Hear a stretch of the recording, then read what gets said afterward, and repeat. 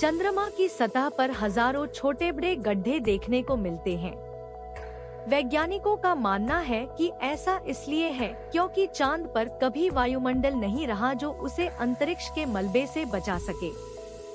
वहाँ न तो हवा है न ही बहता पानी जो सतह को प्रभावित कर सके, और भूगर्भीय गतिविधि भी बहुत कम है जो चांद के इतिहास में हुए गड्ढे को छिपा सके।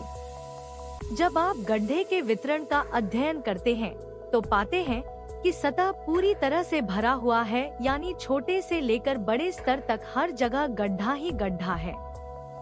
चंद्र गड्ढे के बारे में एक रोचक बात यह है कि भले ही कुछ बहुत बड़े हैं और कुछ बहुत छोटे, लेकिन सभी की गहराई एक जैसी लगती है। गहराई में भिन्नता होनी चाहिए। तो फिर चांद के गड्ढे इतने समान क्यों हैं? यह वास्तव में बहुत ही असामान्य है और स्थापित भूभौतिकी के संदर्भ में इसकी व्याख्या नहीं की जा सकती। चांद पर कुछ गड्ढा बिल्कुल वैसे नहीं दिखते जैसे उन्हें दिखना चाहिए। वास्तव में वे अविश्वसनीय रूप से चौड़े गड्ढे हैं, और जहां भी टकराव का केंद्र है वह उभरा हुआ है, तो यह कोई मतलब नहीं बनाता। संभावना है कि चंद्र सतह के नीचे कुछ ऐसा है जो बहुत लचीला है और जो गड्ढे को जितना गहरा होना चाहिए उससे ज्यादा गहरा होने से रोक रहा है। यह या तो बहुत कठोर चट्टान हो सकती है जो चांद के द्रव्यमान के कारण संभव नहीं है, या फिर किसी प्रकार का धातु गोला हो सकता है जो अधिक क्षति को रोक रहा है। क्या चांद पर गड्ढे की समान गहराई चंद्र चट्टान और धूल के नीचे किसी प्रकार की धातु बाधा का संकेत देती है? लेकिन अगर ऐसा है तो मुख्यधारा के वैज्ञानिक इसे क्यों नहीं स्वीकार करेंगे? प्राचीन अंतरिक्ष यात्री सिद्धांतकारों का सुझाव है कि ऐसा करने से उन्हें यह भी स्वीकार करना पड़ सकता है कि चांद खोखला हो सकता है। 20 नवंबर 1969 को कमांड मॉड्यूल पर वापस चढ़ने के दौरान कमांडर चार्ल्स कॉनराड जूनियर और चंद्र मॉड्यूल पायलट एलन बीन ने अपोलो 12 प्रक्षेपण यान को रिलीज किया और इसे वापस चांद पर दुर्घटनाग्रस्त कर दिया। टकराव पर कुछ बहुत ही अप्रत्याशित हुआ। कहा जाता है कि चांद 1 घंटे से अधिक समय तक घंटी की तरह गूंजता रहा। यह वास्तव में एक दुर्घटना नहीं थी। यह चंद्र मॉड्यूल को उड़ाने के लिए इस्तेमाल किए गए रॉकेट का एक लक्षित डीरबिट था। क्रू ने लॉन्च वाहन को अलग किया और इसे जमीन पर वापस क्रैश कर दिया, ठीक वहां जहां उन्होंने एक सिस्मोग्राफ स्थापित किया था। खैर, यह कंपन किया तो यह एक शुरुआती संकेत था कि चांद की सतह कितनी ठोस थी। इस बारे में अद्भुत बात यह थी कि अचानक चांद एक घंटी की तरह बजने लगा। नासा के तत्कालीन प्रमुख डॉ वर्नर वॉन ब्राउन ने तय किया कि अपोलो 13 के लिए वे जानबूझकर रॉकेट के एक भारी हिस्से को चंद्र सतह पर दुर्घटनाग्रस्त करेंगे। और जब उन्होंने ऐसा किया तो इस बार चांद 3 घंटे से अधिक समय तक 20 मील की गहराई तक एक गोंग की तरह बजता रहा। यह अप्रत्याशित था और आज भी कई वैज्ञानिकों को हैरान करता है। अनुमान यह है कि चांद खोखला होना चाहिए क्योंकि चांद की सतह पर मुख्य रूप से बेसाल्ट नामक चट्टान पाई जाती है।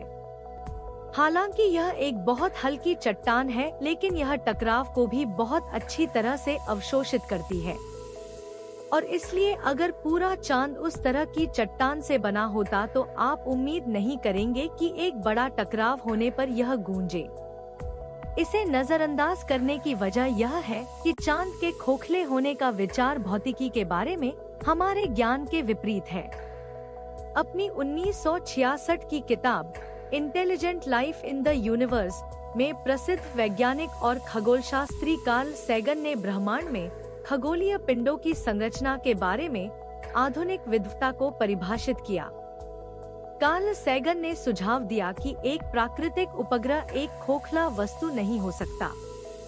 यह बहुत अजीब है क्योंकि अगर यह एक खोखला वस्तु नहीं है तो चांद कंपन क्यों करेगा?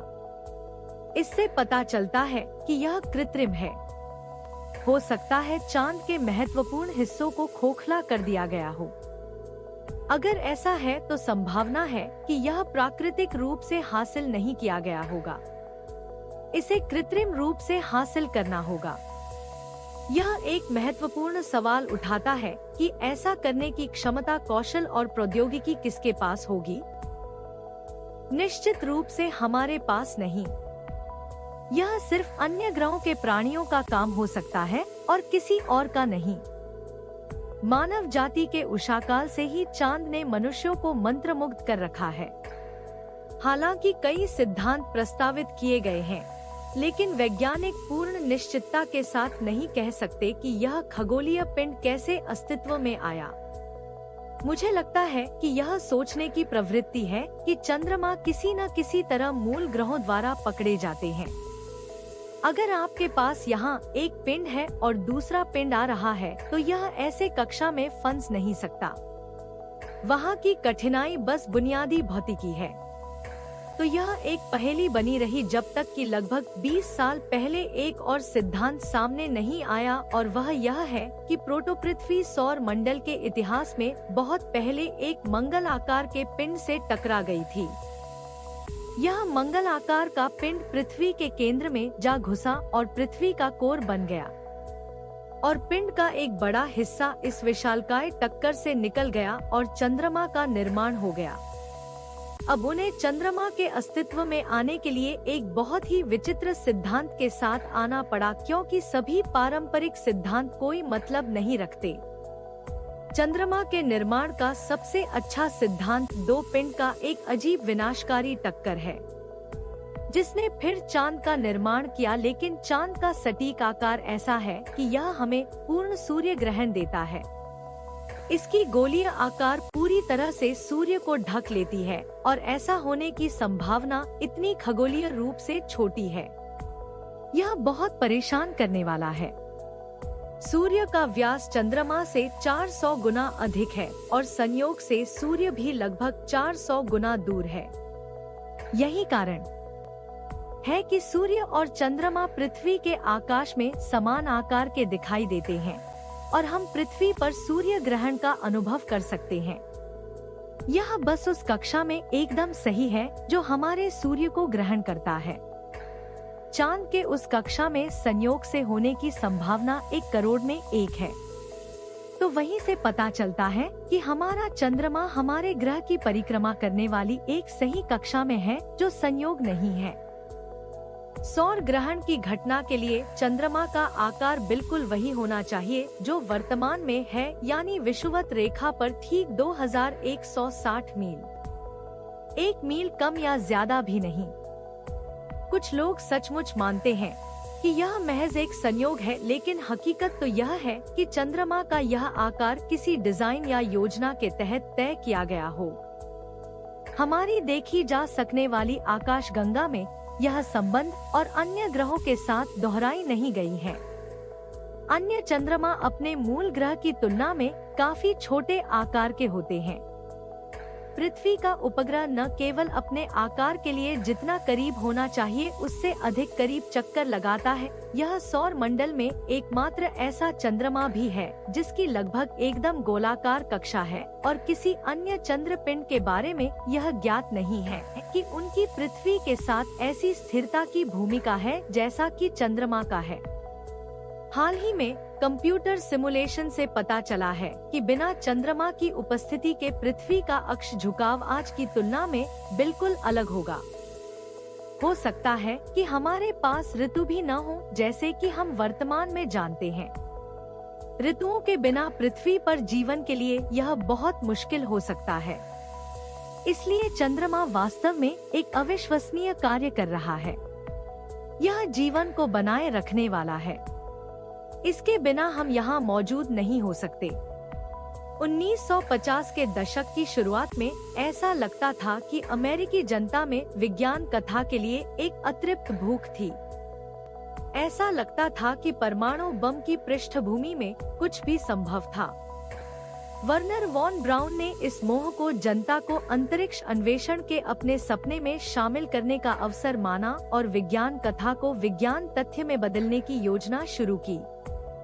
1952 में उन्होंने कोलियर्स पत्रिका में अंतरिक्ष में जीवन को दर्शाते हुए लेखों की एक सचित्र श्रृंखला के साथ जनता की कल्पना पर कब्जा कर लिया। वर्नर वॉन ब्राउन एक वैज्ञानिक, इंजीनियर और दूरदर्शी का अद्भुत संयोजन था। वॉन ब्राउन उस दुर्लभ प्रतिभा से संपन्न थे और संभवतः उनके अंदर के रहस्यवादी दूरदर्शी ने उनके कार्यों को वैज्ञानिक और इंजीनियरिंग उपलब्धियों के सामान्य दायरे से कहीं ऊपर उठा दिया।